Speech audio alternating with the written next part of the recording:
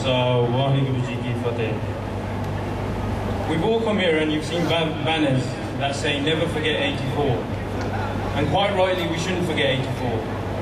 Because you know, even if a family member passes away, even in a really peaceful way, like I've got family members who passed away, we do an Akhand Path in their name every year. We never forget those people.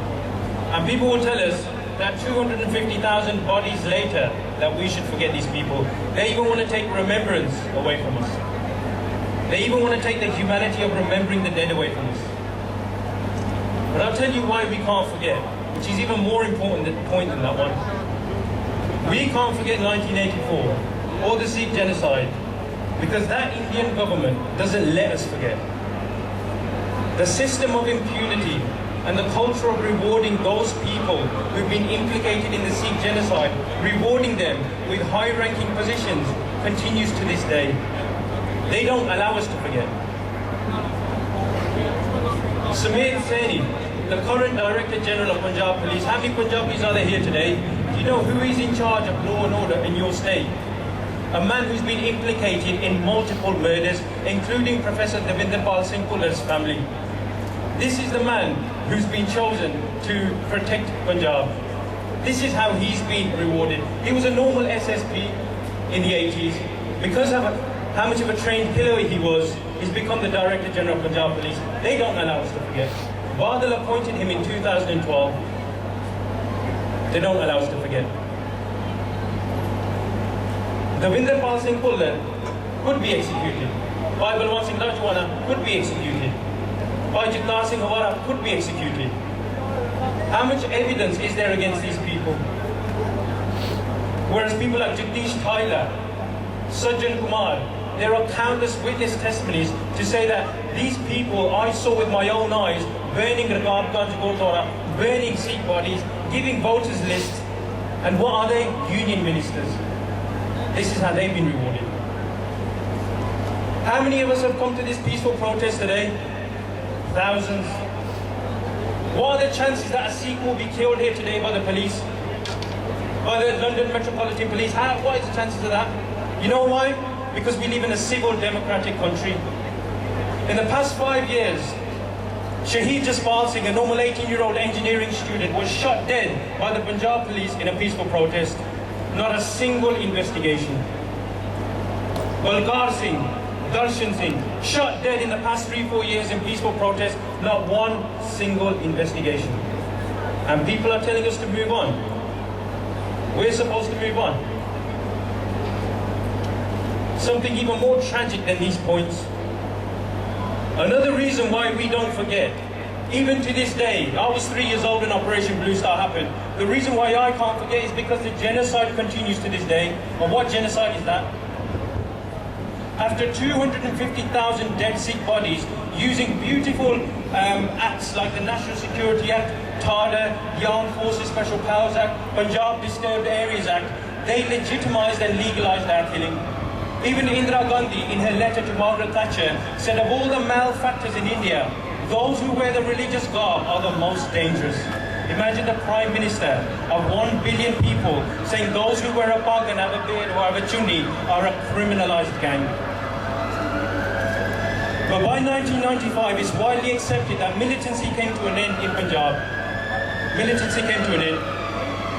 And what India thought was, we need to come into the 21st century as a democratic civil country. We can't keep killing Sikhs and throwing their bodies into the river.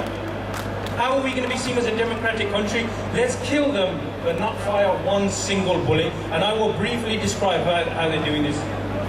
We've got videos on YouTube. Many of you may see, if you haven't seen it, we're on youtube.com/RajoanaTV.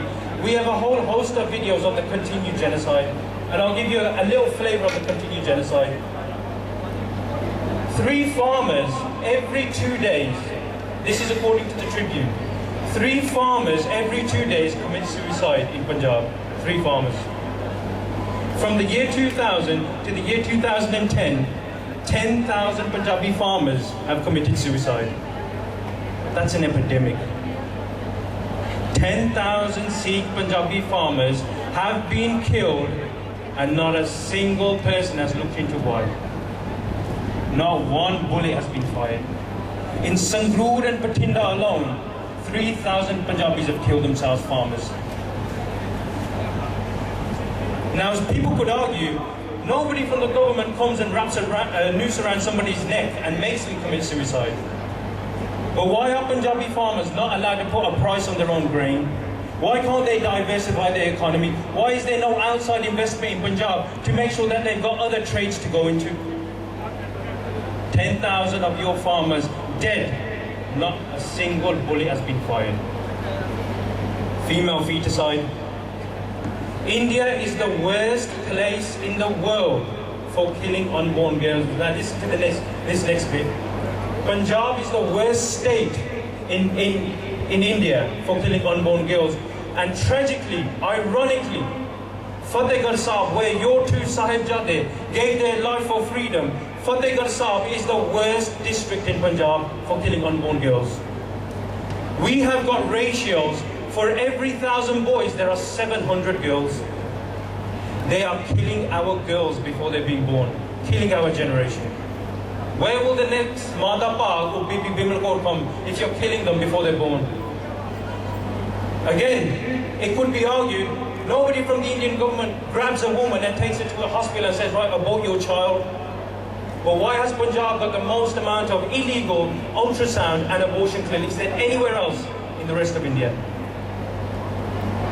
Not one bullet has been fired and they're killing you girls. Let's look at the alcohol problem.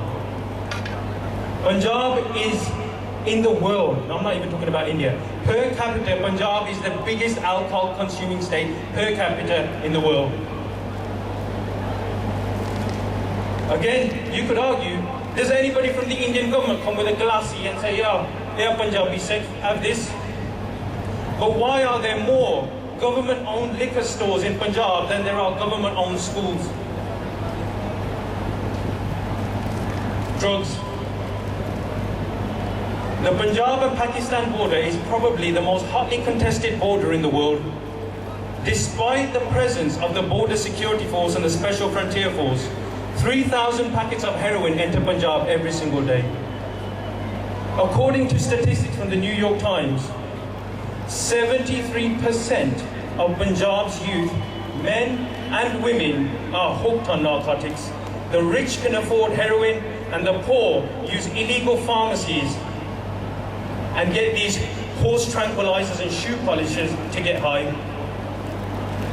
Again, does anybody from the government inject Punjab's youth physically with a needle? No. But why are all these drug addicts the common theme that they're all illiterate and they're all unemployed? Where's the redress? Where's the drug rehabilitation? And I'll tell you why there's no drug rehabilitation in Punjab. Because if you've got a drug addict, he's not going to think, what about Article 25 of the Indian Constitution where I'm not even recognized as a Sikh? What about the river waters that are being taken away from Punjab? What about the electricity that's been taken from Punjab? No, he's not going to think about things like that. He's going to think, where can I get the next fix from? Where's your Bhagat Singh and Udham Singh going to come from if they're drowning themselves in drugs? No redress from the government. Cancerous water. Cancer research say that Punjab is one of the worst places for cancerous water.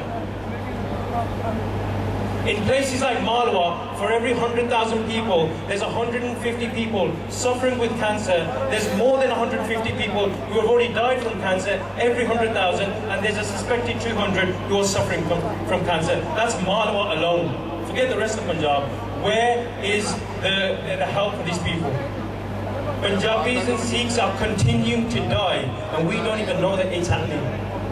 Uranium poisoning is exclusive to Punjab. Thermal power plants are putting toxins in Punjab's water. They're not being treated. In Faridkot, they looked at people, youngsters who are being born with birth defects, who are being born disabled. Of 80% of them, each are suffering with uranium poisoning. The World Health Organization say Punjab is exclusive to uranium poisoning.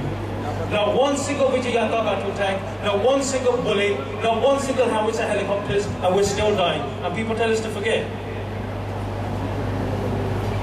Which is why we come to this freedom section. What has changed in that country?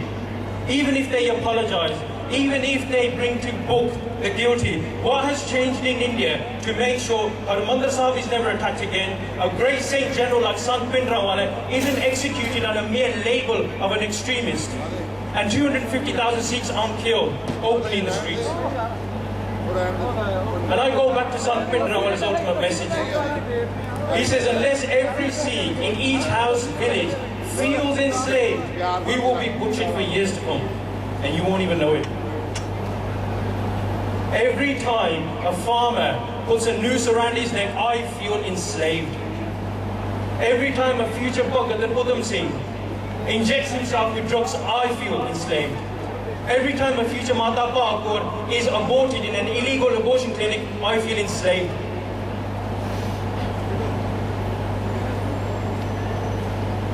And then we go to Bhai Rajoana's message, and I'll use Bhai Rajoana because he's so recent. The world was coloured in orange to say we want Bhai Rajoana released. What was his message? His message was, I am in a small dark cell. I've been in here for about 15 years, and I might be here for another 15 years. I might be killed tomorrow, but I'm free up here. You guys, you're outside, you're living, you're breathing, but you're hopelessly enslaved. Before you free yourselves, before you free me, free yourselves. Free yourselves of these shackles of slavery. Because if we don't, the future is really, really bleak. 30 years on, we haven't had any justice. I haven't got another 30 years. In 30 years, I'll be 63. I don't want to be 63 when I'm in Khalistan. I want to live and breathe a free man. I want to die a free man. And the only way we'll do it is with Khalistan. Waheguru Ji Ka Khalsa, Waheguru Ji Ki Fateh.